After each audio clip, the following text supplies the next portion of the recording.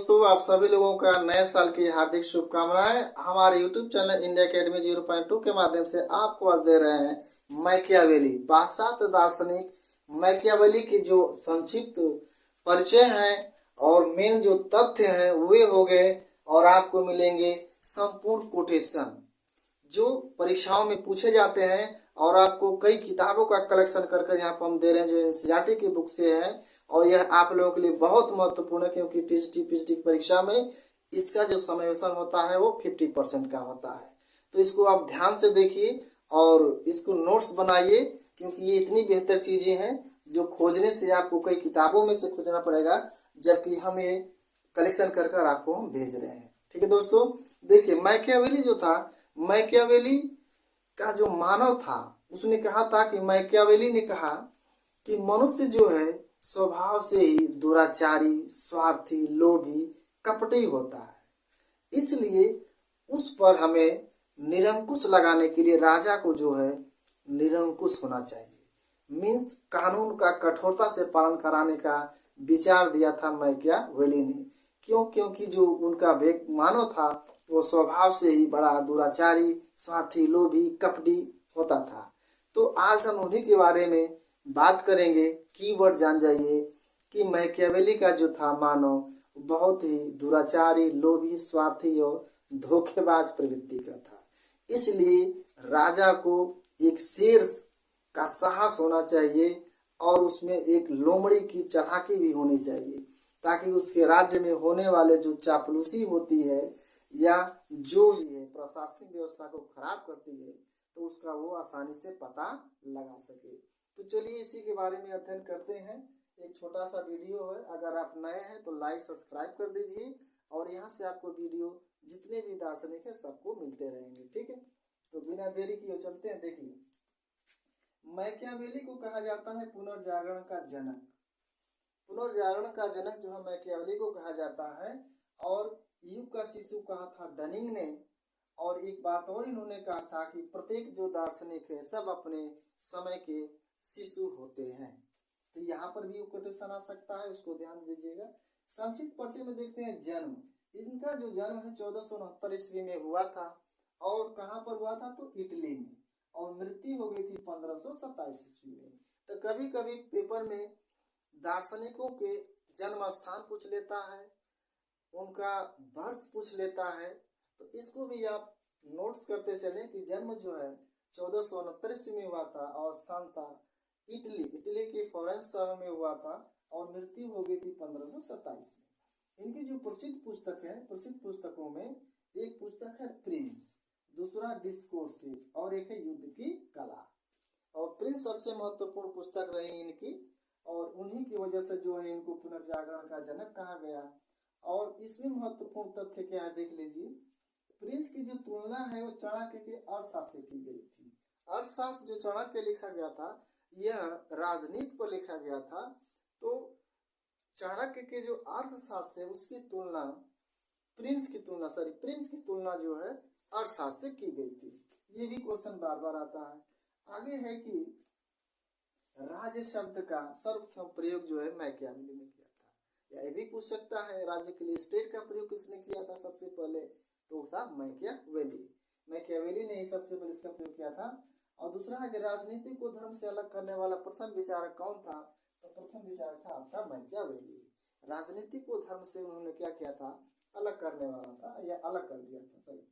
और उन्होंने कहा था साम दाम दंड भेद को अपनाया जाए, यानी साम दाम दंड, साम समझाना, दाम देना या दंड देना, अंत में क्या होता है? दंड देना, यानी इस प्रवृत्ति को अपनाया जाना चाहिए, ऐसा उन्होंने कहा था। क्योंकि उनका मानव जो था बहुत ही स्वार्थी, लोभी, कपटी, धोखेबाज प्रवृत्ति का था। आगे है, उन्होंने कहा था कानून का कठोरता से पालन होना चाहिए। कानून का कठोरता से पालन होना चाहिए, यानी कि उन्होंने कहा था कि राजा जो है कैसा होना चाहिए? निरंकुश होना चाहिए। उसमें शेर का साहस और लोमड़ी की चालाकी होनी चाहिए। और ऐसा अगर नहीं करता है तो उसको कोई मानने वाला नहीं रहेगा। यानी अगर राजा जो है ऐसा करता है तो लोग उनको सम्मान भी करेंगे और उसके राज्य में सही ढंग से रहेंगे भी। तो इसलिए ये देखा गया है कि भय बिन होत न प्रीत, आप जानते हैं। कानून का कठोरता से पालन होना चाहिए। और उन्होंने कहा था कि सैनिक का विस्तार होना चाहिए, सैनिक का विस्तार हो, राष्ट्रीय सेना का गठन होना चाहिए, युग मंत्रियों का चयन। युग मंत्रियों का चयन का मतलब कि जो भी जिसको क्षेत्र मिलता है, जो भी इसको मंत्रालय मिलता है, चाहे शिक्षा मंत्रालय हो गया, कोई भी हो गया, तो उसको उसकी योग्यता के अनुसार मिलनी चाहिए। योग्य मंत्रियों का चयन होना चाहिए। चापलूसों से दूर रहना चाहिए, चापलूसों से दूर रहना चाहिए। और मानव स्वभाव दुष्ट और धोखेबाज है, इसलिए सरकार को निरंकुश रहना चाहिए। यहाँ पर सारी बातें क्लियर हो जाती है कि मनुष्य स्वभाव से दुष्ट और धोखेबाज होता है, इसलिए सरकार को निरंकुश होना चाहिए। अब इनके देखते हैं महत्वपूर्ण तथ्यों में। जो कथन है वो कथनों में क्या है, जो परीक्षाओं में हमेशा आपको मिलेंगे और हमेशा यहाँ से पूछे जाएंगे। ठीक है दोस्तों, चलिए देखते हैं। इनका था सुख की प्राप्ति। मेन जो हम हर एक वीडियो में जो है 5-7 दार्शनिकों के एक मास्टर की दे रहा है, मतलब ऐसा जहां से उनको पकड़ा जाए। सुख यानी मनुष्य जो है किसकी प्राप्ति में रहता है, केवल सुख की प्राप्ति में, सुख की प्राप्ति में। और जहां पर दुराचारी, लोभी, कपटी हो तो मैं क्या बोली, सुख की प्राप्ति में तो मैं क्या बोली। महत्वपूर्ण कथन है पहला इनका, देखिए, राजा में शेर का साहस और लोमड़ी की चालाकी दोनों होना चाहिए। पहला कोटेशन वेरी वेरी इंपॉर्टेंट। ये जितने भी कोटेशन है ये सभी मोस्ट इम्पोर्टेंट कोटेशन है और सभी परीक्षाओं में पूछे गए हैं। दूसरा है राजा को राज्य की चिंता करनी चाहिए, साधन तो सदैव स्मरणीय रहेंगे और उनकी हमेशा जो है पूजा की जाएगी। इन्होंने कहा था कि राजा को राज्य की चिंता करनी चाहिए, जो साधन है वो तो हमेशा ही स्मरणीय रहेंगे। आगे है लोग न केवल डरपोक और अज्ञानी होते हैं बल्कि दुराचारी। अब यहाँ पर कह दिया है लोग जो है डरपोक और अज्ञानी होते हैं, न कि बल्कि दुराचारी भी होते हैं। फिर से देख लीजिए दोस्तों, लोग न केवल डरपोक और अज्ञानी होते हैं बल्कि दुराचारी भी होते हैं। निश्चय मानव जीवन को भय प्रेम से अधिक प्रभावित करता है। यानी जो भय है वो प्रेम से क्या करता है, अधिक प्रभावित करता है। यानी जहाँ भय रहेगा तो वहाँ आपका मान सम्मान होगा। तो प्रेम से अधिक प्रभावित करने वाला क्या है, भय है। ये भी बहुत इंपॉर्टेंट है। मानव अपने जीवन का निर्माता स्वयं है। ये भी उन्होंने कहा था कि मानव की जैसे चित्त की वृत्ति होगी, जैसा व्यक्तित्व होगा, उसका प्रभाव उस पर पड़ता है और वह अपने जीवन का निर्माता स्वयं है। वो चाहे तो अधिकारी बन जाए, चाहे तो चपरासी बन जाए, चाहे तो चोर बन जाए, चाहे तो डाकू बन जाए, वो अपने निर्माता स्वयं है। क्योंकि हम अपने बारे में हमसे अच्छा कोई नहीं सोच सकता, या कोई भी है उसके बारे में उससे अच्छा कोई नहीं सोच सकता। इसलिए जो व्यक्ति है अपने बारे में जो सोचता है वो दूसरा व्यक्ति उसके बारे में कभी नहीं सोच सकता है कि वो कितना कहाँ तक सोच रहा है। इसलिए कहा है कि मानव जीवन जो है अपने भाग्य का निर्माता या जीवन का निर्माता स्वयं होता है। आगे कि बुद्धिमान शासक व्यक्ति की हत्या कर दे पर उसकी संपत्ति को न लूटे। व्यक्ति स्वार्थी था, जरा किया है, बस उसको ये है कि बुद्धिमान शासक जो है व्यक्ति की हत्या भले कर दे लेकिन संपत्ति को क्या करे, वो न लूटे। आगे मानव स्वभाव से ही स्वार्थी और घोर दानवी प्रवृत्ति वाला दुष्ट प्राणी है। यहाँ पर सारी बात उन्होंने क्लियर कर दी इस कोटेशन में।